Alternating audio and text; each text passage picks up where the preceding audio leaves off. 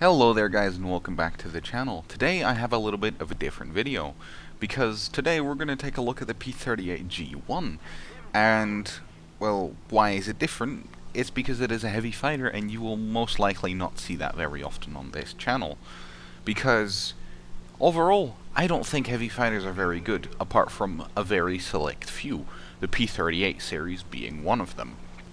The main reason why I don't really like heavy fighters so much is because, well, they're not really supposed to go head to head with a, let's say, 109 or an LA7 or a P51. For that, they're just not really supposed to do that, and that is basically where the dislike comes from. However, the P38 and there's very few other heavy fighters that are capable of keeping themselves afloat during a engagement with these way more nimble fighters.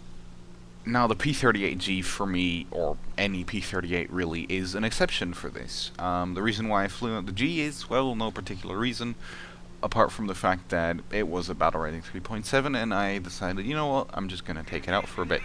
But that didn't really help me because, well, I'm in a full 1.0 up tier. So one of the main reasons why I don't really mind the P38 is, well, for the fact that for a heavy fighter, the climb rate is actually pretty decent. You won't outclimb most of the single-engine dedicated prop fighters, but it definitely is not terrible. Now onto the game. There is a lot of enemies below us. As far as I can see, actually everyone is below us. And right now it's basically just pick whoever you're going to go for. However, I do have to watch out because they are not so far below me that they won't be able to zoom up to me with the energy that they have if they fly in a straight line for long enough. Now, first target that I'm going to be going for is the LA7. And, well, getting guns on target with a P38 can be a little tricky, especially at higher speeds. I try and take some shots, but I'm not going to continue in that dive because I just don't have the rudder capacity to be able to land shots on target accurately at that speed. And with that speed that I picked up, which is around 600 kilometers an hour, I just zoom back up and make sure that the LA7 can't catch me. Now, that is one way how I would suggest that you fly the P38, or any heavy fighter really for that matter, is that you really keep your speed up, and if you make an attack run, you use the speed that you gained to get out of dodge if you do get caught out. Now, I get really lucky here. I heard this guy's engine noise, and, well, it did warn me, but if he had a good gun solution on me earlier on, then I doubt that it would have actually saved me. So with the speed that I have again built up out of that little dive, I put it back into a little bit of a climb because I want to keep my altitude as high as possible. Now I see that the Yak and the LA7 have both turned away, so they've left me alone, basically. And this Yak is going to be a problem. He is by far a superior fighter to me. Even at this altitude, I won't be able to outturn him. The only thing that I can do is really dive away from him to escape his attack runs. But he doesn't seem to be too awfully bothered with me at this point, so that is good news for us, which means we can continue our game. Now, I saw a lot of guys below me just now, but they have just killed the last enemy below us, so they are now unspotted. But I do know that there is a few down there. So I'm just scanning down there to see if there is any guys that I can actually see. I lower the throttle a little bit so that I don't overheat the engines, and then I spot someone. So this guy is not too far below us, but he is still unspotted. I actually want the game mechanics to spot him first before I actually go and engage him, so I dive down a little bit and then he instantly gets spotted. So I hammer open the whip and dive after him. Now this guy has noticed me and is diving away, so I'm going to break off my attack because I'm going to go way too fast to be able to accurately shoot, and I would probably even rip my wings before I get close enough to do that. Now the I-16 that flew past when I broke off my attack is no real threat to me. I can easily outspeed him, especially out of a dive. However, this guy is going to be very dangerous if he catches me out when I'm trying to turn or anything like that when I'm stalling, because the I-16 is a very maneuverable little plane. So I decide, you know what, I'm gonna go for the I-16. Because this guy, even though he is not a very fast target, he is quite dangerous. Now he has seen me come in on him.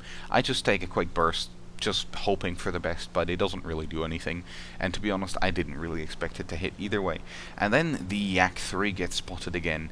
Now, initially I thought that this was going to be a little bit of a tricky situation. However, it seems that the Yak 3 is actually very low on energy, and I am on good enough energy state that I can loop around, bring the plane back around on him, get guns on, get a critical hit, and burst into him some more, and he gets set on fire and taken out.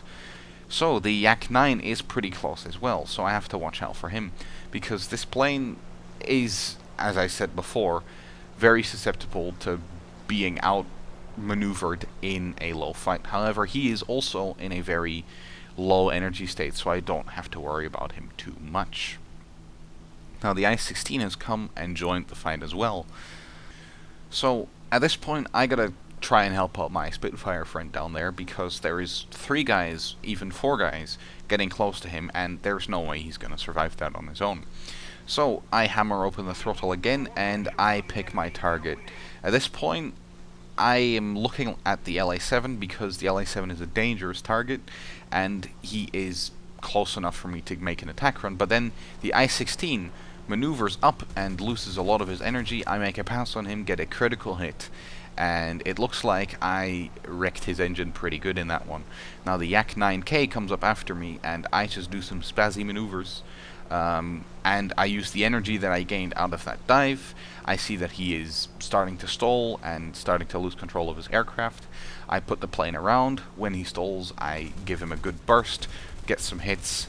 Now he tries to maneuver out of the way, but it's not going to be enough. I get a critical hit and I take him out, sawing his wing completely off. Now again, I have gained not too much speed from that dive, but enough that I can put the plane in a comfortable climb again, and to try and fly away from this LA7 that is now on my 6.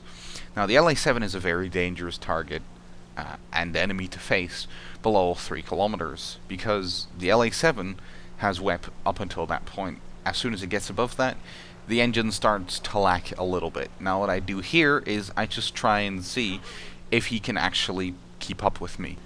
And at this altitude, it is actually very unlikely that he won't be able to keep up with me, because the LA7 is a very fast plane in a straight line. So I do some spazzy maneuvers, and I just try and throw his aim off. But that is one of the issues that you will run into with the P38. It is a very big plane, so it is not very difficult to miss. Now, out of the corner of my eye, I saw that there is a friendly 109 coming to try and help me, and that is also actually the last friendly that there is in this game. And I think that is why he turns around now, because he spotted the other 109, and he doesn't want to get caught out in a 2-on-1, which is a smart move by him. So I turn around and hammer open the throttle and try and chase him, but as I said before, the LA7 is a very fast plane in a straight line, and to be honest, I don't really have any way of catching him or outrunning him unless I come out of a dive. Now I look below me and I see that the I-16 is below me, and since the LA7 is running away, he is looking like the most favorable target to be taken out next. However, I do remember that I critted his engine earlier on, so at this point it would be a little bit of a waste to go down, but I just put the plane in a slight dive just to get a little bit lower and keep him spotted to see what he's up to. But that actually doesn't affect me whatsoever, to be honest, because this guy actually suffered critical engine damage and actually goes down, and I get credited with the kill, so that is always nice. But me diving down has also spotted another LA7, which is obviously a good thing. So I have another target to go for. Now, I notify my friendly that I have 5 minutes of fuel left, so that this is definitely going to be the last target that I'm engaging before I'm going back to base. Now, this LA7 is low, pretty fast, but as I said, out of a dive this plane can be very, very fast, but can also be very, very hard to hit with, and I actually miss all my shots on this pass.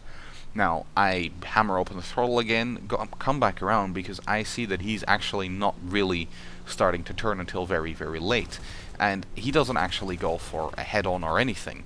Now, I run out of cannons, but I do substantial amount of damage to his cooling system, so that is going to affect him in the long run, and maybe even now already. Now, I only have 50 cals left, so I'm at this point just peppering because I have a lot of 50 cals left at that as well.